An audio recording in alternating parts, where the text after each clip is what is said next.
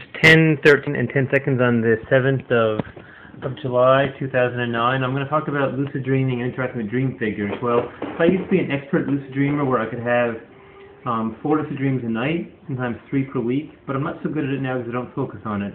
And what I mean by expert lucid dreamer is that I could have lucid dreams often, and I could also spot the difference in reality between the waking world and the dream world, especially in dreams that are super vivid, that are almost indistinguishable from real life. A lucid dream is a dream when you know it's a dream. For example, you see something obscure, you get threatened by a funny dream figure, you kind of think it's a dream, and then you say, this is a dream, and then you know it's a dream, and the dream carries on, and then you interact in this virtual reality. At my peak dreaming, I could remember up to 12 normal dreams in a row. I kept a dream diary for many years, and I could remember and recall how those dreams were linked. Keeping a dream diary is important. I have a scar on my hand. I burned it there in '93. It's a brand. The C stands for consciousness, and I look at it and I go, C, consciousness, is this a dream? Reality check time. I test my 5 senses the best that I could, like smell my breath,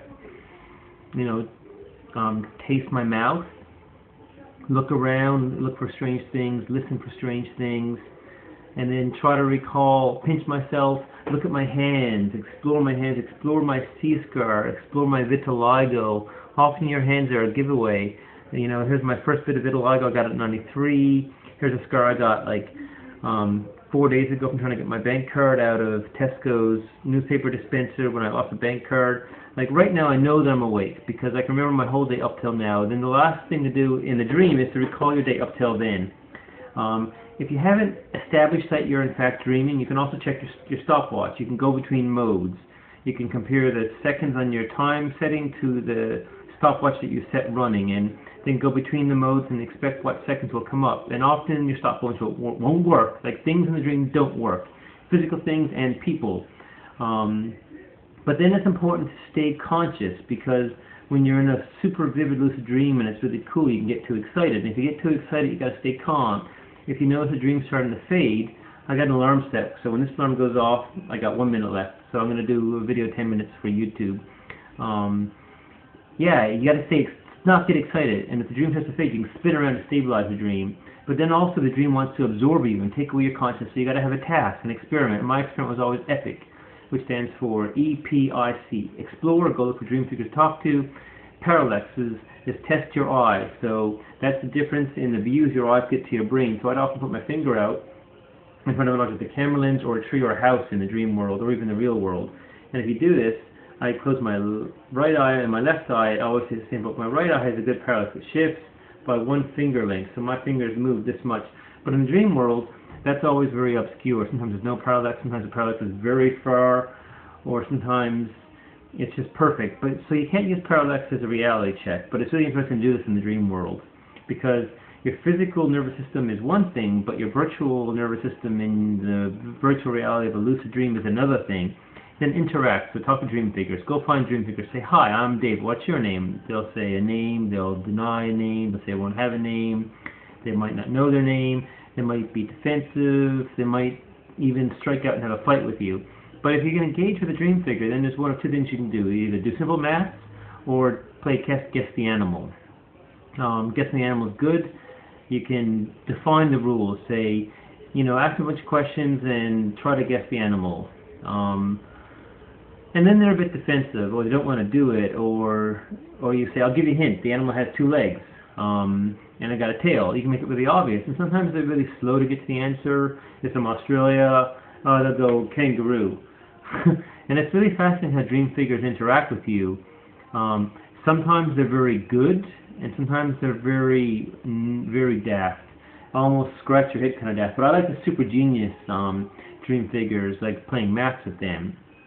But if they're no good at maths, then you got to go find someone else who's good. So for example, you can do simple math, 9 by 9, 25 25, 100 minus 200, minus 100. And then once you get dialed in, you can do some banter. You can go back and forth. For example, dream figure, what's 33 by 33? Oh, they'll go like 1089. And then you got to have a little pause. Hang on, let me think about that. It's like 30 by 30 is 900. 3 by 30 is 90, 2 of those is 180, 3 by 3 is 9, so 1089. Or, you know, what's 25, 25? They're like, oh, 625. Oh, shit. Do that again. Hang on, Dream Figure. Let me catch up with you. Oh, you know, 20 by 20 is 400. 520 is 100. There's two of those. That's 500, 600. And then 25, 25 is 5 by 5 is 25. So it's 625. I often sit up with a calculator by my bed. And sometimes you do an obscure one, like, you know, 47 by 47. And it takes me a while to work that out, but I remember once getting an answer from a dream figure and thinking it was right, not being able to work it out, having intention to wake up and plug it into my calculator, but having forgotten the number. But sometimes you get excited and you wake up right away. I don't now any longer fight with dream figures. I don't find it productive, but I can tell you that it's very satisfying. I'm an expert flyer. I can fly above the ground. I can fly high in the sky. I can fly through walls. I once flew through a wall and came to an office with a desk and a chair, and someone sat behind a desk, and I sat down and said, "Hi, you're my dream figure. Who are you? What do you represent?" She's like, "I'm a psychologist. Well, let's have a chat." That's in my dream diary. It's 3 pages written down. I don't have it here. It's in Canada. I'd like to read that again. But then fighting is often very dangerous. For example, a zombie dream I had, they were moving in. I thought it was obscure and strange. Then I became lucid, and I was no longer afraid. And I was great at materializing objects, so I put my hands behind my back. I imagined 2 lightsabers, and I pulled them out and spun around and chopped off all the zombies at their waist, and they're like cut off at their belt. It was very satisfying. Pushed them aside, drop kicked a few, and had a real technical kind of Matrix Kung Fu kind of fight. And when you get good at fighting, your dream figures get better at fighting, and you can really give it a good go.